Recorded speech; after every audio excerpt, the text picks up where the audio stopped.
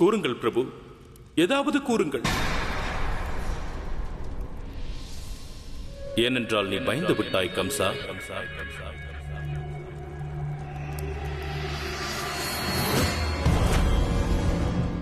கம்சனே, நீ உனது மரணத்தை கண்டு அஞ்சுகிறாய். உன்னை நீயே மிகுந்த வலிமை வாய்ந்தவன், அமரன் என்று சொல்லிக் கொண்டிருக்கிறாய். ஆனால் உனக்குள் நீயே மரணத்தை கண்டு அஞ்சுகிறாய். நீ அந்த விஷ்ணுவை சதிகாரன் என்று கூறுகிறாய். ஆனால் உனக்கு நீயே சதிகாரனாக இருக்கிறாய். தற்பெருமை கொண்ட அறிவில்லா முட்டாள் கம்சனே.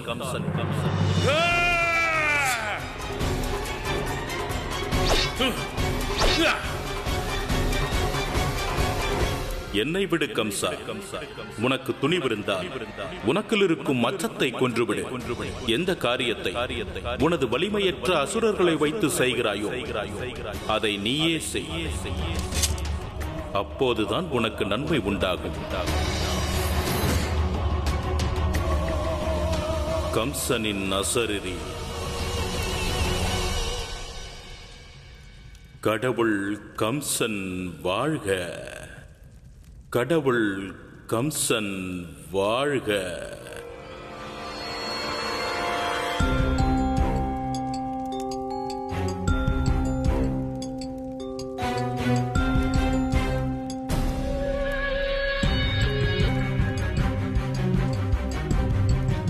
கேட்டீர்களா நீங்கள்? கடவுள் கம்சன் என்ன கூறினார் என்று?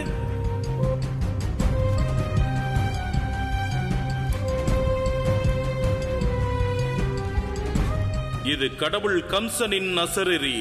வேறு யாருக்கும் புரியாது. நான் புரிந்து கொண்டேன். குழந்தை கோகுலத்தில், தாய் மதுராவில். குழந்தை மதுராவிற்கு வராமல் இருக்கிறான். ஆனால் தாயோ கோகுலத்திற்கு செல்லலாமே.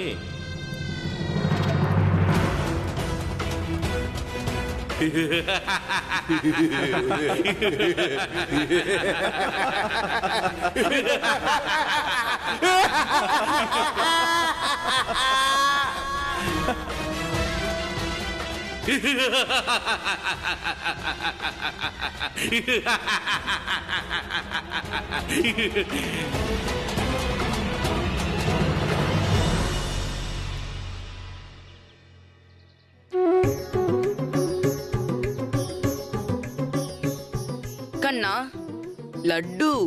பலராமண்ணா, இந்த பிரஜமண்டலத்துக்கே தெரியும் உங்கள் கைகளில் லட்டு இருந்தால் வேறு யாருக்கும் கிடைக்காது என்று. அப்படி இருக்கும் போது இதனால் எனக்கு என்ன பயன்? ஆனால் கண்ணா, இன்று இந்த லட்டு உனக்காக கொண்டு வந்திருக்கிறேன். பலராமண்ணா, லட்டு எனக்காகவா? கண்ணா, ஏனென்றால் இன்று நீ செய்த காரியம் அப்படி. எனக்கு பெருமையாக இருக்கிறது. ஏனென்றால் நீ என்னுடைய சகோதரன். அதனால் இந்த மகிழ்ச்சியுடன் நீயும் லட்டு சாப்பிடு. இதோ. கண்ணா, அதற்கு முன்பாக நீ இதை சொல்.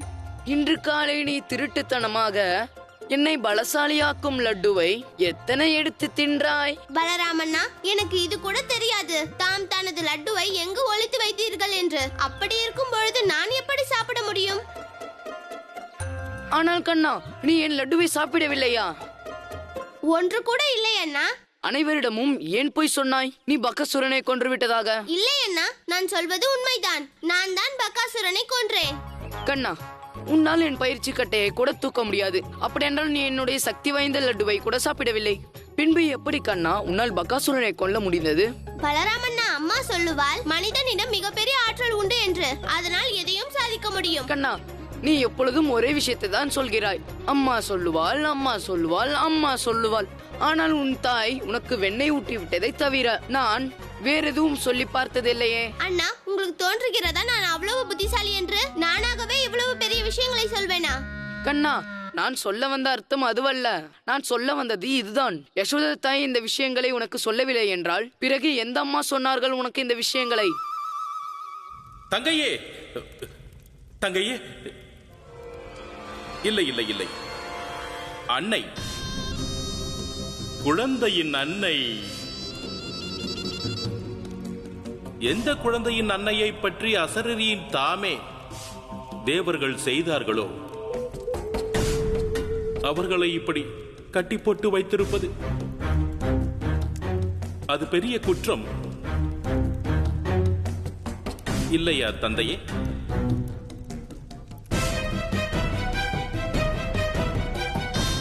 இல்லை இல்லை, உன்னை பற்றி அசரீரி எதுவும் ஒலிக்கவில்லை. நீ செய்த குற்றம் ஒன்றுதான்.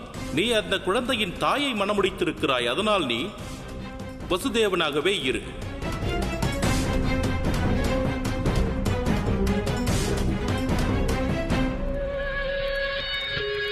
எனது மரணத்தின் அன்னையே, நீ வருடக்கணக்காக இந்த சிறையில் இருக்கிறாய். உன்னை உனது குழந்தையும் சந்திக்கவில்லை, எனக்கு மரணமும் ஏற்படவில்லை. எனது குற்றம் மட்டும் அதிகரித்துக் கொண்டே போகிறது. அதனால் நான் ஒரு முடிவெடுத்திருக்கிறேன். குற்றத்திலிருந்து விடுதலை பெற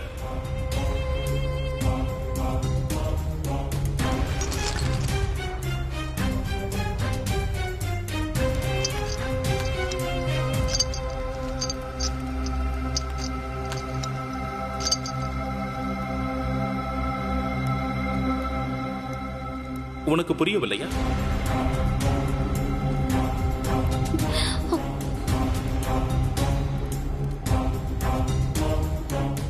நிரந்தரமாக உனக்கு இந்த கடுங்காவல் சிறையில் இருந்து விடுதலை அளிக்கும் முடிவை எடுத்திருக்கிறேன் நான்.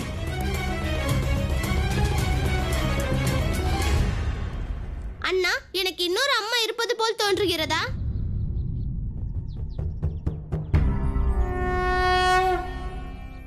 கண்ணா, உன் கேள்விகளால் என்னை எப்பொழுதும் குழப்பி விடுகிறாய். ஆனால் இன்று உன்னால் என்னை அப்படி குழப்ப முடியாது.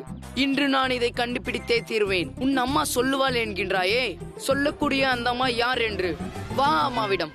வா தேவகி அன்னையே, வா விடுதலையை நோக்கி.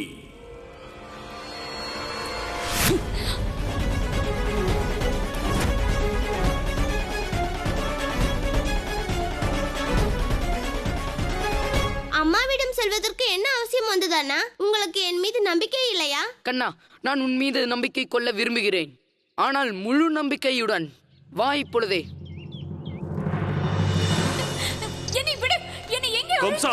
விட்டுவிடு தேவகியை, விட்டுவிடு. வசுதேவா, உனக்கு உன் மனைவி விடுதலையாவதை பார்க்க பிடிக்கவில்லையா? என்ன கணவன் ஐயா நீ?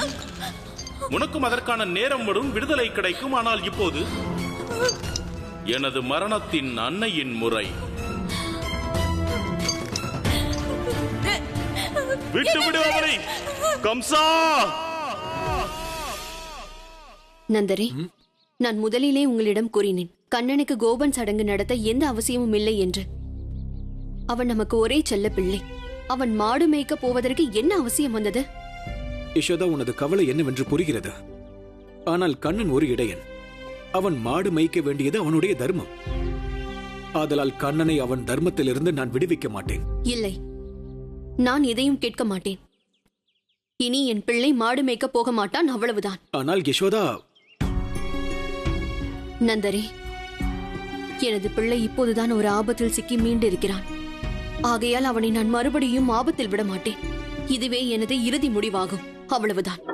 தாயே, தாயே, இப்பொழுது நீங்கள் தான் இந்த விஷயத்துக்கு முடிவு சொல்ல வேண்டும். எந்த விஷயத்திற்கு முடிவு பலராமா? நீ என்ன கூறுகிறாய்? தாயே, எப்பொழுது கண்ணன் இப்படி செய்தாலும் அவனால் செய்ய முடியாத காரியத்தை அப்பொழுதெல்லாம் சொல்கிறான் என் அம்மா சொல்லுவாள் என்று. ஆம் பலராமா, ஆனால் நீ எந்த விஷயத்தை பற்றி கூறுகிறாய்? தெளிவாக கூறு. அதுதான் அம்மா, எனக்கும் ஒன்று புரியவில்லை. தாயே, நான் புரிய வைக்கிறேன். இப்பொழுது பகாசுரனே எடுத்துக்கொள்ளுங்களேன். அவனது மரணத்திற்கு பிறகும் கூட கண்ணன் தான் இப்படி சொல்லிக் கொண்டிருக்கிறான். தாம் தான் அவனுக்கு அப்படி மனிதனிடம் மிகப்பெரிய ஆற்றல் உள்ளது. எதையும் சாதிக்க முடியும் அவனால், இல்லையா அம்மா? தாயே, இப்பொழுது நீங்களே சொல்லுங்கள், இதை தாம் தான் சொன்னீர்களா? அம்மா, அண்ணனின் சந்தேகத்தை போக்கி விடுங்கள். நீங்களே சொல்லுங்கள். நீங்கள் தானே எனக்கு இதெல்லாம் சொல்லிக் கொடுத்தீர்கள். ஆனால் கண்ணா, இதை நான் உனக்கு கற்றுக் கொடுக்கவில்லையே. இதை அம்மா தானே எனக்கு கற்றுக் கொடுத்தாள். ஆனால் அம்மா அதை மறந்து போய்விட்டாளே. கண்ணா, உனது அன்னையின் வார்த்தையை நீ நினைவில் கொள்ள வேண்டும். நம் அனைவரிடமும் அளப்பெரிய ஆற்றல் உள்ளது. அதனால் மனிதனுக்கு எந்த காரியமும் முடியாத காரியம் அல்ல. ஏன் அம்மா இதை மறந்து போய்விட்டாள்? கண்ணா, எனக்கு நன்றாக தெரியும் இது உன்னுடைய புதிய திட்டம் தானே, மாடு மேய்க்க செல்வதற்கு. ஆனால் நன்றாக கேட்டுக்கொள், நான் உறுதியான முடிவை எடுத்து விட்டேன். நீ இனிமேல் மாடு மேய்க்க செல்லக்கூடாது, அவ்வளவுதான். அம்மா, நான் உங்களுடைய பிள்ளை. நீ எப்படி சொல்கிறாயோ அப்படியே கேட்டு நடப்பேன். ஆனால் இதுதான் எனக்கு புரியவில்லை. இந்த விஷயத்தை யசோதா அம்மா என்னிடம் சொல்லவில்லை என்றால் எந்த அம்மா எனக்கு இந்த விஷயத்தெல்லாம் போதித்தது?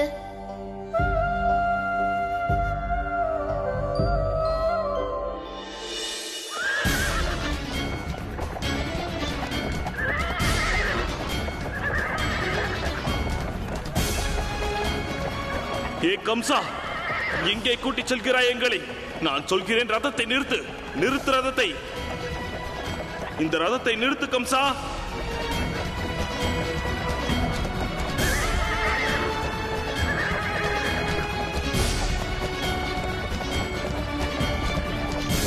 நான் சொல்கிறேன், நிறுத்து உன் ரதத்தை. நிறுத்திவிடு.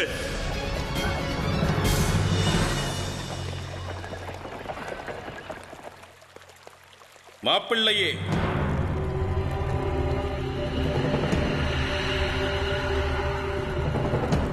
நினைவிருக்கிறதா இந்த இடம்?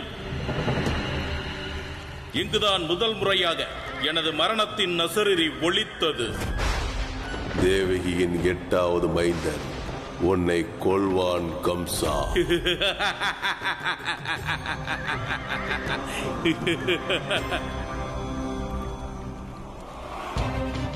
அன்பு தங்கையே, எவ்வளவு அன்பு வைத்திருக்கிறேன் உன் மீது. அன்றும் இதை போலவே உன்னை ரதத்தில் அமர வைத்து உன் புகுந்த வீட்டிற்கு அழைத்து சென்று கொண்டிருந்தேன். தேவகி, என் அன்பு தங்கையே, செல். கடவுள் கம்சனின் ஆசீர்வாதம் இருக்கிறது உனக்கு. நீ 7-8 பிள்ளைகளுக்கு தாயாக வேண்டும். பிறகு உனது பிள்ளைகள் என்னை மாமா மாமா கம்சன் மாமா என்று அழைக்க வேண்டும். ஆனால் அந்த சதிகாரன் விஷ்ணுவினால் எல்லாம் பாதியிலேயே முடிந்துவிட்டது.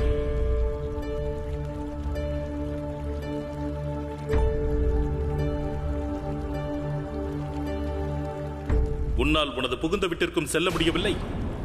என்னால் உனக்கு விடை கொடுக்கவும் முடியவில்லை. எங்களை திசை திருப்ப பார்க்காதே கம்சா. உண்மையை சொல். இப்பொழுது என்ன சூழ்ச்சி செய்திருக்கிறாய் கம்சா? சூழ்ச்சி இல்லை மாப்பிள்ளை, பச்சாதாபம். அன்று எனது தங்கையை அவளது புகுந்த வீட்டில் சேர்க்க முடியவில்லை.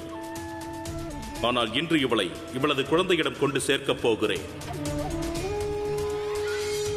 அதற்காகத்தான் உங்கள் இருவரையும் கோகுலத்துக்கு அழைத்துச் செல்கிறேன். உனது 8வது மைந்தனிடம் உன்னை சேர்க்கப் போகிறேன்.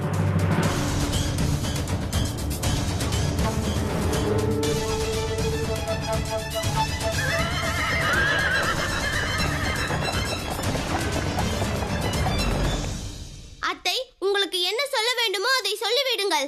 ஆனால் எனது அம்மா பயப்படுவார்கள் என்று மட்டும் சொல்லாதீர்கள். மாமா, நீங்கள் தவறாக பேசுகிறீர்கள். எனது அம்மா எதற்கும் அஞ்ச மாட்டாள். ஏன், அந்த கம்சன் மாமாவுக்கும் தான். தோழர்களே, இப்பொழுது எல்லாம் நீங்களும் கூட என்னை பயந்து போன அம்மாவின் பிள்ளை என்று சொல்கிறீர்களா? என்ன வேண்டுமானாலும் சொல்லுங்கள், ஆனால் நான் என் அம்மாவின் பிள்ளை. இந்த கண்ணன் யாருடன் பேசிக் கொண்டிருக்கிறான்? போதும், இனிமேல் நான் என் அம்மாவுக்கு எதிராக எந்த வார்த்தையும் கேட்க மாட்டேன்.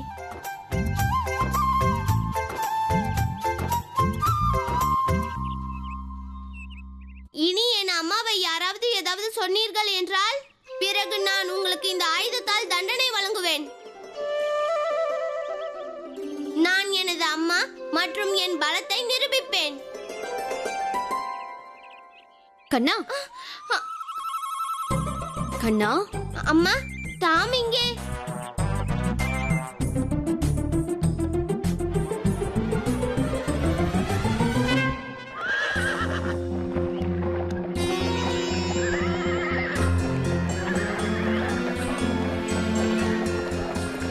நினைவிருக்கிறதா இந்த பாதையை? அந்த இருள் சூழ்ந்த இரவு, புதிதாக பிறந்த குழந்தை, பிறகு இந்த பாதை. இந்த பாதையில் தானே உனது 8வது குழந்தையை கோகுலத்திற்கு எடுத்துச் சென்றாய்.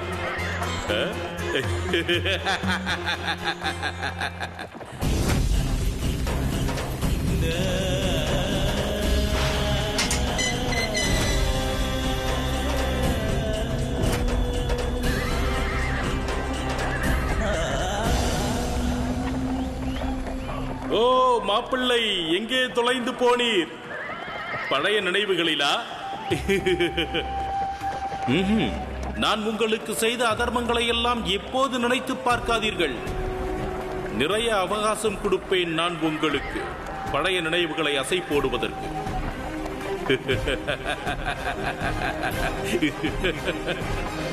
கண்ணா, என்ன நேர்ந்தது உனக்கு? இங்கு யாரும் இல்லையே. நீ யாருக்கு தண்டனை கொடுக்க போகிறாய்? இதோ இந்த கோகுலவாசிகளுக்கு அம்மா. நீங்கள் பயந்தவர் என்று, பயந்து போன அம்மாவின் பிள்ளை என்று கூறுகிறார்கள் அம்மா. யாருக்கு இவ்வளவு தைரியம் உன்னை அவ்வாறு கூறுவதற்கு? எனது கண்ணன் அவனது தைரியத்தினால் கோகுலத்தில் நேர்ந்த ஆபத்துகளை வென்றான். இதை நீங்கள் சொல்கிறீர்கள் அம்மா. ஆனால் இதையெல்லாம் கோகுலவாசிகளுக்கு தெரியவில்லை. அவர்கள் சொல்வதெல்லாம் நீங்கள் அசுரர்களுக்கு பயந்து உனது பிள்ளையை மாடு மேய்க்க அனுப்ப மறுக்கிறாயா?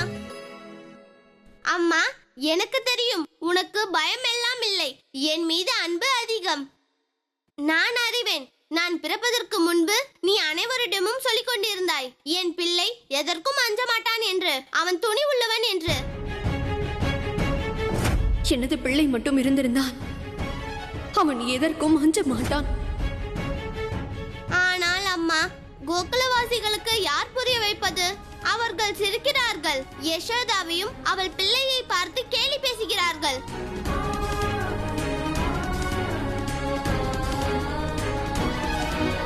அதனால் எந்த பிரச்சனையும் இல்லை அம்மா. நான் உன் அன்பிற்காக கோகுலவாசிகளின் கேலி பேச்சுக்களை பொறுத்துக் கொள்வேன். கண்ணா,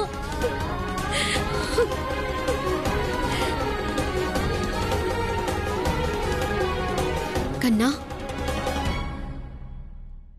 நான் உன்னை கேலி பேச்சுக்கு ஆளாக்க மாட்டேன். கோகுலவாசிகளிடம் நான் கூறப் போகிறேன், எனது பிள்ளை எதற்கும் அஞ்ச மாட்டான் என்று. மாறாக அவன் இந்த உலகத்திலேயே மிகவும் துணிச்சல் வாய்ந்தவன் என்று. ஆனால் எப்படி அம்மா?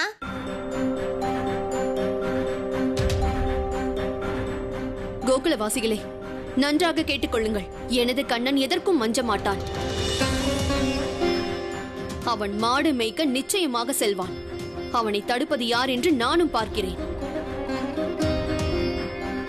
உண்மையாகவா அம்மா? நான் மாடு மேய்க்க செல்லலாமா அம்மா?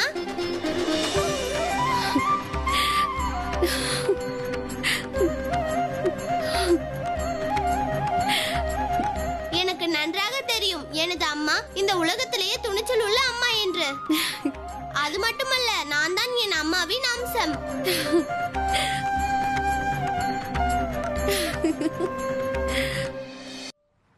நாராயண நாராயண.